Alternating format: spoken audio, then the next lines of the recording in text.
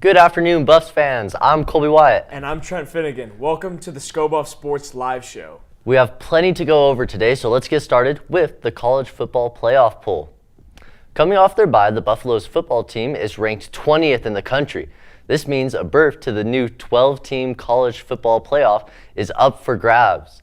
The Buffaloes will play Texas Tech this Saturday, a game that has major play in how the Buffs shape up against the rest of the Big 12. The Buffs also have an opportunity to clinch a conference championship game if Colorado wins out. Now that Kansas State is sitting amongst the two lost teams, the Buffs just need a loss from Iowa State in order to see BYU in the Big 12 championship. Week 10 saw a lot of chaos in the Big 12. Top teams Iowa State and Kansas State were upset by Texas Tech and Houston, respectively. Both Iowa State and Kansas State were heavy favorites, but their losses have been the talk of the Big 12 as CU enjoyed their bye week at home. Outside of the big upsets of the weekend, Cincinnati was able to get back on track with a 1-point win over Oklahoma State.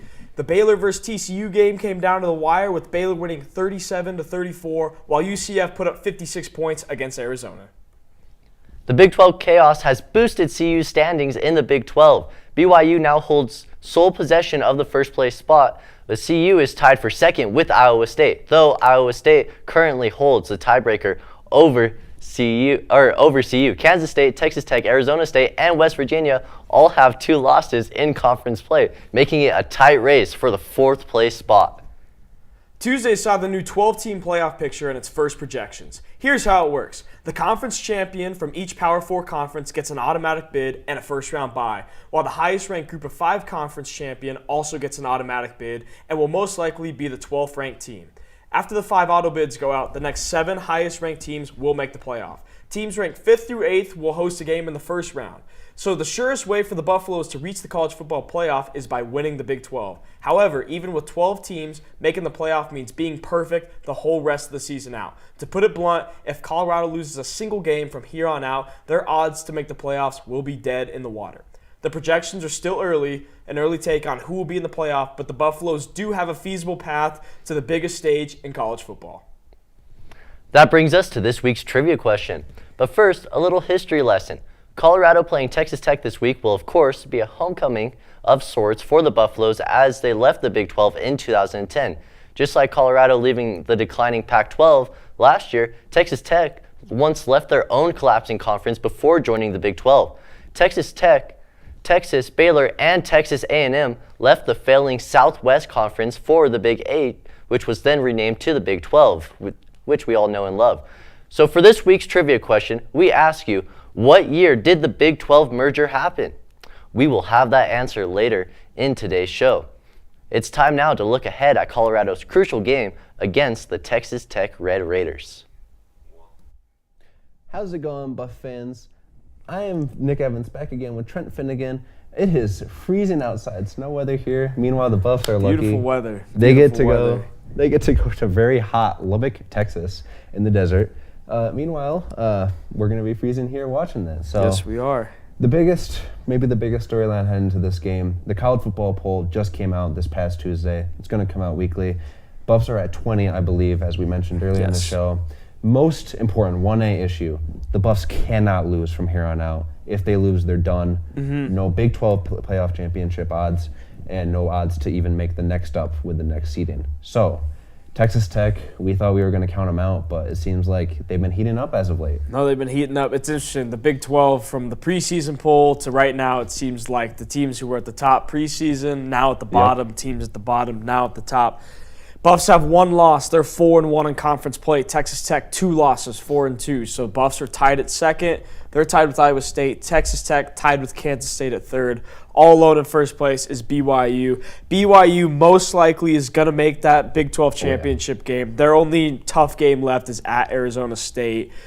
Texas Tech, they can make some noise if they beat Colorado here, and then we have 3 teams at 2 losses. That's going to be a big storyline if that happens. And then you have Iowa State, who plays Kansas State, I think in 2 weeks, I want to say. That's a huge game. That game is going to be the best way for the Buffs to get into the Big 12 championship game if they win out, if they have Kansas State beat Iowa State, because then they wouldn't have to deal with strength of schedule tiebreakers, all sorts of numbers. Nobody likes that. Nobody wants to deal with that. So this game is huge. This game is huge for rankings. It's huge for momentum. And again, who would have thought that Colorado at Texas Tech was going to have college football playoff implications here? Nobody thought that this game was going to be as high stakes as it is. And whoever wins this game is going to have a much better chance playing in Jerry's World on December 7th in the Big 12 championship game. Yeah, and as I said, like it feels like if Colorado loses at all the rest of the season, they're done. They're like the 2021 Broncos, where they're relying on 8 different things to happen, and X person needs to lose, this person needs to tie. 2021 Broncos, they already got Pat Shurmur. We're close. So to stay on track of staying, in possession of their own destiny, and making sure that they win out today. That starts with possession of the ball. Yep. And Colorado's offense, against Texas Tech's defense is going to be a little bit of a shaky approach heading into Lubbock. Yeah, just talked about Pat Shurmur with those 2021 Broncos. Oh, yeah. If 2021 Pat Shurmur shows up tomorrow, it's going to be bad news for the Buffs. But if he shows up calling plays like he has been the last couple weeks, going to be good news for this Buffs offense. Texas Tech ranked 132 out of 133 FBS D1 teams in pass defense. They allow 307.2 yards per game. Shedeur Sanders in 8 games, he's only thrown for less than 307 yards 3 times. So looking forward to that. Throwing the ball intermediate down the field, attacking this Texas Tech secondary. Shedeur Sanders, 95.5 PFF passing grade when throwing the ball 10 or more yards down the field. That's first in the country. Really need him to go crazy. We talk about every week. We talk about the run game's got to get going. The run game's got to get going. This week, it's about the pass game. They can explode. This Texas Tech pass defense, not the best team that they've faced by far. If this offense can unload, throw the ball downfield, they're going to be able to really make some noise happen. Now, I know the Buffs can't totally abandon this run game. Texas Tech, they have the 78th best rushing defense in the country, allowing 155 yards per game on 4.6 yards per carry. Right in the middle. Buffs are ranked 79th in that frame, I would say. Presumably, Isaiah Gustive is going to be the main guy. Deion Sanders said it's not about who starts the game, it's about who finishes the game. Isaiah Gustive finished the game last week, 22 carries, 91 yards. He's had a touchdown in 3 straight games. He was the big storyline last game, getting that run game going. However, big storyline, looking for a 400-yard day from Shedeur Sanders, looking for this pass game to really explode. Yeah, and you mentioned that run game. I mean, kind of uncharacteristic so far of the Prime administration, running a lot more than we've seen. They're coming off a bye, but over the past few weeks, we've just seen nothing but a really good run game, and that is going to open up a lot more for Shedeur, open up a lot more for Travis, who hasn't maybe been getting enough targets that people have been wanting. But that's just because what else are you going to do other than cover him? Well, it's and two with the targets you talk about, if Travis gets 10, 12 targets. They have 4 great receivers. Somebody between Travis Hunter, LeJontay Wester, Will Shepherd, Jimmy Horn, someone's going to get gypped on the targets every week. That's just how it goes. How did Jimmy Horn only have 4 catches in this? This is just a hypothetical. That's because Will Shepherd's got 5, Wester's got 8, Hunter's got 12. You may be throwing a couple of the backs. There's just so much talent that the targets get spread around, and every week, one guy might not perform as well as we expect him to, I would say. So that's better offense. Speaking of offense, how about Texas Tech, the Red Raiders offense? What is the most important domain of concern for you for what the Buffs should be looking at? It was the most important domain of concern against Nebraska and the most important domain of concern against Kansas State, and it's stopping the downhill run. Yep. They don't run the ball like UCF does, but we're throwing pitches, we're doing options laterally. They're lining up and they're running that ball down your throat. They do not care. Taj Brooks, 1,047 yards, 10 touchdowns, 5.1 yards per carry. This guy's a tank. He really led the way in their upset win over Iowa State last weekend, really carried the load on that last drive. But however, Texas Tech, it's interesting. They only run the ball 40% of the time when they have the star running back. That's 105th in the country in terms of run play rate, right around that 40% number. Right. So they're going to need to really rely on Taj Brooks, just like Kansas State relied on DJ Giddens. We saw him torch the Buffs. Oh, yes. We don't need to go over that again. Yeah. For the Buffs got to tackle Tajay Brooks. He's another big body back. Shiloh Sanders filling downhill. Cameron Silman Craig filling downhill. They're going to need to really chop their feet, get their helmet across, can't be flying around like chicken with their head cut off. And then Nakai Hill-Green, Levante Bentley, just got to keep their run gap integrity. Even if they don't bring him down, get to the right gap, fill that gap, let the rest of the Buffs rally around him. However, this passing team, you can't just totally rule out the pass game from Texas Tech. They got 3 wide receivers, Josh Kelly, Caleb Douglas, Coy Eakin. All 3 of them, have over 400 yards, 4 touchdowns, and 10 yards per carry. So even though Taj Brooks is the star of the backfield, they can throw the ball. They will throw the ball. We see they throw it 60% of the time. But if the Buffs can stop Tajay Brooks, not miss many tackles, they're going to be able to get more stops than Texas Tech will. Yeah, and that Texas Tech passing game just carved out. I don't remember what team they played last week, but I remember watching all the Big 12 games, and it just felt like that was Texas Tech's go-to. And so, you're not the only one. And they did that with Taj Brooks sitting there. Like, they got him into their back pocket, and they'll use him when they need to. Yeah, absolutely. And I think that about brings us to our predictions. Trent, if you want to start us off with the predictions from Lubbock. I just talked about getting stops. Getting stops is going to be the key. I think Colorado's defense is built to get more stops than Texas Tech defense is. It's still going to be high scoring. I got the Buffs winning 42-31. Like I said, maybe Colorado can force a turnover here or there. I just don't see how Texas Tech stops that Buffs passing offense more than Colorado can stop that Texas Tech rushing offense, and that's what it's going to come down to. This could be a classic Big 12 shootout, I think. It's going to be a lot of fun to watch. Buffs by 11. Yeah, I absolutely agree there. I mean, I've been watching Texas Tech all season. I remember that Abilene Christian game. 52-51. Yep, almost. We almost had that, and I remember ACU didn't even want to go to overtime. They went for a 2-point conversion and then failed. But, that's all to say. I agree with you. I think when Texas Tech wins or loses, it's always a shootout. I can't name the last game where it hasn't been like a 4-touchdown affair for either team. Well, remember, you talk about familiar opponents. Baylor. Yep. Baylor, who Buffs fans know, Baylor scored 59 points on him. Yep. Cincinnati scored 41 points on him. Arizona, who only scored 7 against the Buffs, scored 22 on them. So this team, they're going to let up some points. They're always playing a high-scoring game. Yeah, you just want to outshoot your problems, and I agree with you. I think Colorado just gets the better of them. It's going to be a shootout, though. 40-32 is my prediction. It's going to be a classic, I think. It'll be a classic. Very surprised if any team scores NCAA less 14, than 2. ESPN Instant Classic. Yep. Well, I think that about does it from us. Any other closing comments about It'll be good. They're lucky they're playing in Lubbock this week because it's snowy, it's cold. That grass field at Folsom be wet. Going to be a nice weekend in Lubbock. Got to be familiar territory too. I mean, a lot of these players grew up in the South. It's going to be nice to be back there in that dry heat, or humid heat, I should say, for Texas. Yeah, so that will about do it for us. And back to you guys we're going to break. So see you guys after the break. Stay tuned. You are watching Skull Buff Sports.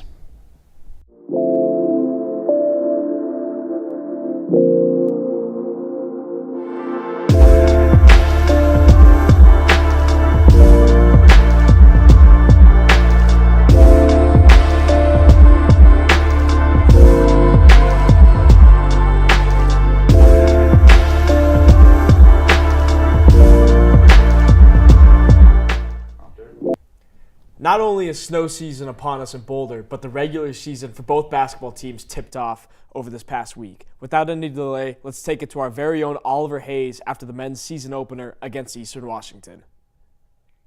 Yo, what's up, guys? My name is Oliver Hayes. I'm here at the CU Event Center just a little bit after the Colorado Buffaloes won their season opener versus the Eastern Washington Eagles by a score of 76-56.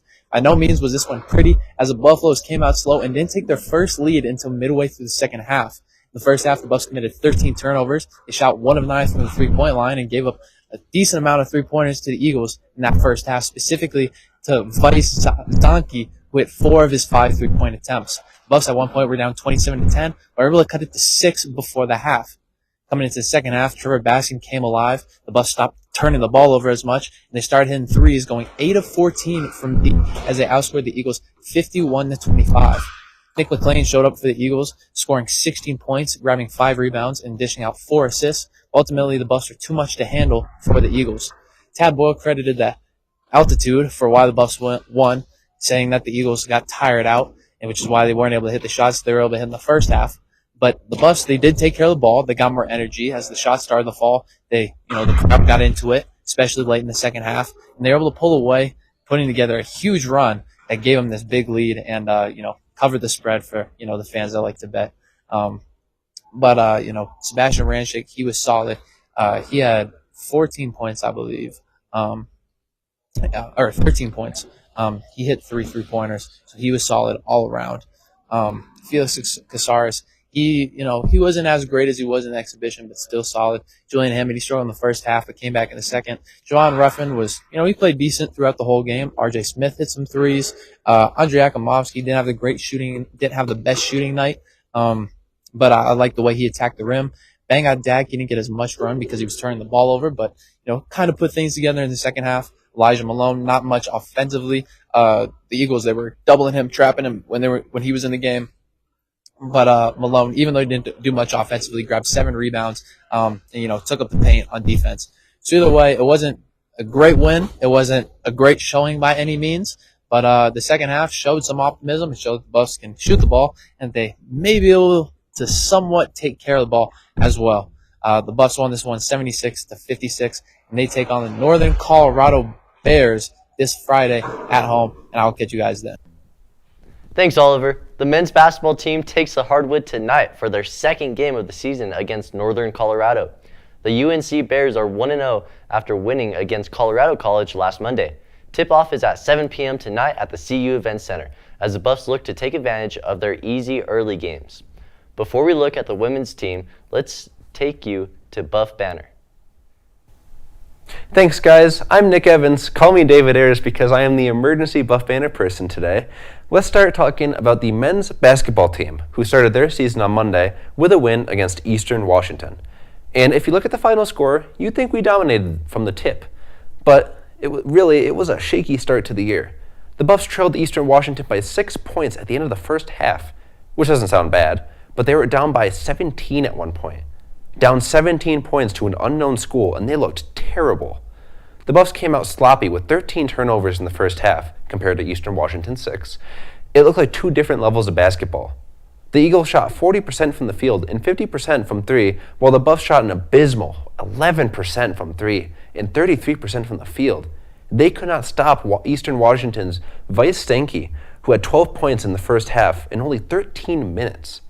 The Eagles got 13 points off of the Buffs' turnovers and had 8 points off the bench.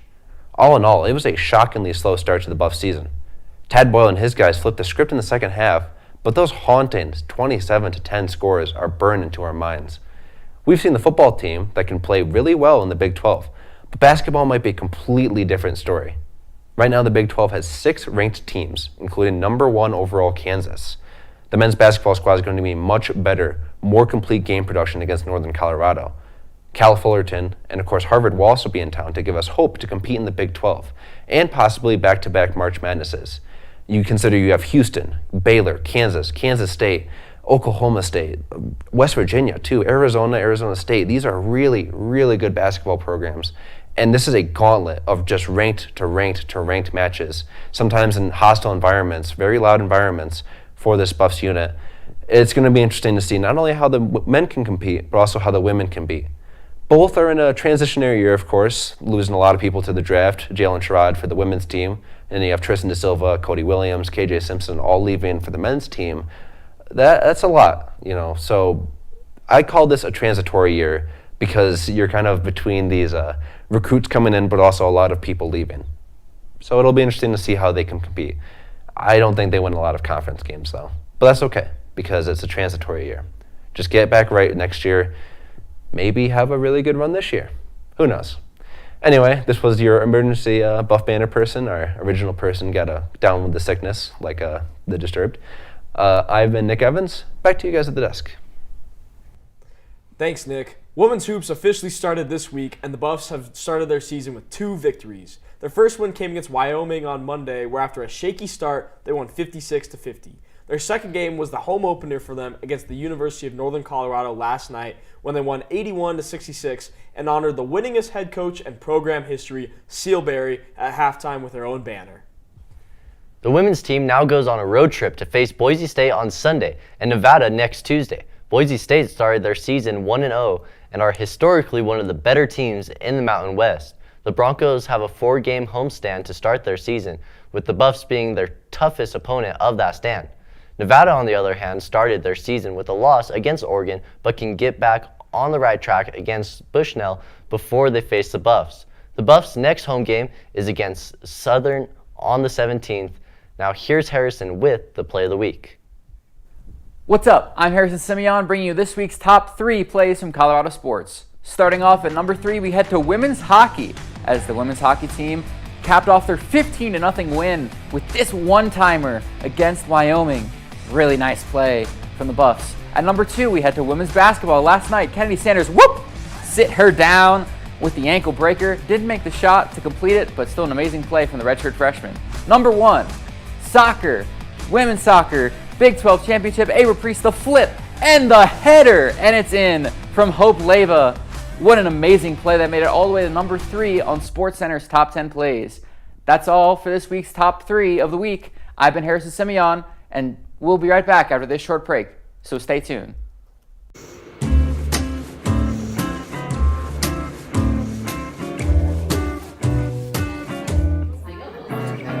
Who wants to do basketball?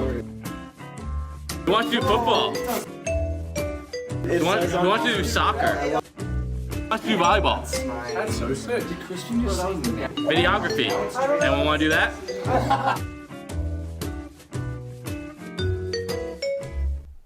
CU's men's D1 hockey team played the University of Nevada, Las Vegas twice this past weekend. In the first game, they lost 5-1 and lost again in the second match by a score of 7-0. And hey, if you're in the mood for hockey this weekend, they have 2 games against the University of Oregon. The first one is tomorrow the 9th at 7 p.m. at the CU Rec Center ice rink. Then they'll play against each other again the following morning at 11 a.m. at the same spot. For the second straight week, men's Division II hockey had their game canceled. Tonight at 8 was supposed to be a military appreciation night showdown between the Buffaloes and the Denver Pioneers at the Rec Center, but the snow and ice of the last few days said otherwise. With travel hard to come by in any form, it's still to be determined if CU will face their next opponent, the Wyoming Cowboys, tomorrow night in Laramie at 7:30 p.m. Last weekend, the women's hockey team took on the Wyoming Cowgirls in a 2-game series.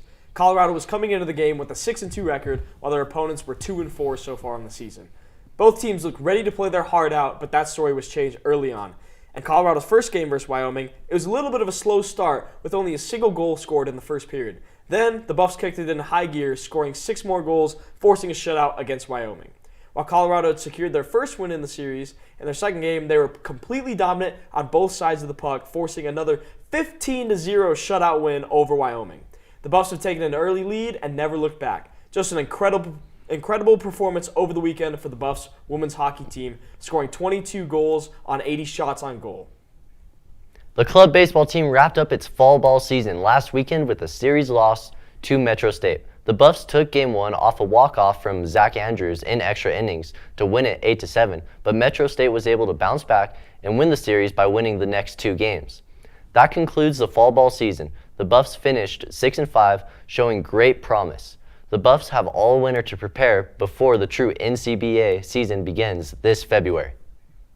Don't go anywhere. We have a look ahead at the games this weekend and the answer to this week's trivia question. Stay tuned. You're watching Sco Buff Sports.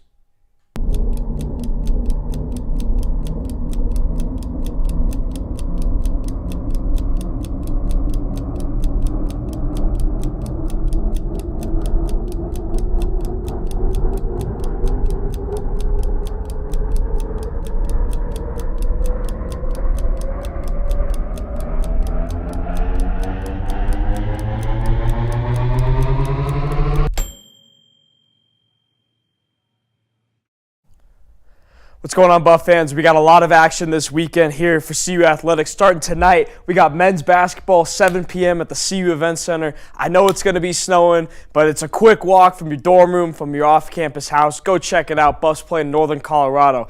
Next up, all weekend long, we got hockey. We got men's D1. We got men's D2. We got women's D1. Hockey galore. They're playing all weekend long. Last club sport going right now. Go check them out at the Rec. And then we all know football's in Lubbock at Texas Tech, 2 p.m. on Fox on Saturday. Huge game for the Buffs. Pretty much a playoff game at this point. And then finally, we got tennis. We got 2 tennis tournaments this week. One in Los Angeles at the ITA Fall Sectional. One in Florida at the Florida Gulf Coast Invite. Women's tennis, whole teams playing totally across the country. Big weekend for Buff Sports. Go check it out. Back to you guys at the desk.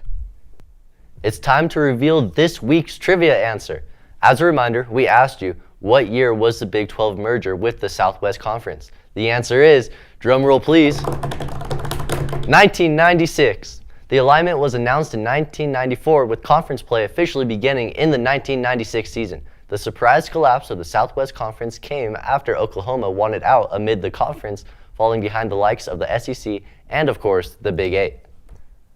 Now it's time for the tweet of the week. This tweet came from Deion Sanders Jr. at football practice when the players were reminded to start signing up for classes next semester. Shadur Sanders then smiled, looked at the camera, and said, "I'll be in the league." Let's take a look. Registration, 8:30 a.m. No one is to miss.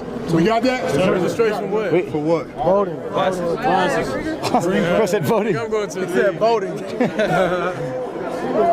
Donald J. Trump. Boy, dominate on me. Dominate on 3, 1, 2, 3. Dominate. So we got to be here. We just submit it. I'll be in the league. Boy got registration, man. Hey. Coming back next year. Hey. Boy got registration. Do not wish that on me, man. Hey, man, it's said and done, man. Hey, I feel you. Hey, registration. I know after last game, man, y'all not gonna see me. Hey, man. For a good minute. A great slate of sports to look forward to this week. You know, I have to agree with that, though I do miss watching CU soccer. I do too. But anyways, thank you all for watching. I'm Colby Wyatt. And I'm Trent Finnegan. And don't forget, you heard it here first.